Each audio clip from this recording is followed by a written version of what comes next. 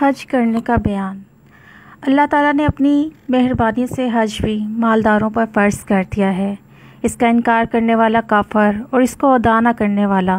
فاسق اور سخت نافرمان ہے اور سخت سزا کا مستحق ہے، اور تمام عمر میں ایک دفعہ اس آدمی پر حج فرض ہو جاتا ہے جس کو اللہ تعالیٰ نے اتنا مال دیا ہو کہ اپنے وطن سے مکہ شریف میں چلا جائے اور پھر وہاں وطن میں آ جائے اور اپنے بال بچوں کا خرچ اپنے آنے تک دے جائے۔ اللہ تعالیٰ نے ارشاد فرمایا ہے، اے لوگو، تم پر اللہ کا گھر حج کرنا فرض ہے۔ جس آدمی کو وہاں جانے کی قدرت ہو اور ہادی اعظم حضور صلی اللہ علیہ وآلہ وسلم کہ جس آدمی کو کوئی ظاہری مجبوری حج کو روکنے کی نہ ہو، جیسے بیماری یا راستے کا خطرہ یا کوئی حکومت نہ جانے دے، اور پھر وہ بے حج مر جائے، تو اس کو اختیار ہے کہ چاہے یہودی ہو کر مرے یا عیسائی، اس لیے ضروری ہے کہ جس پر حج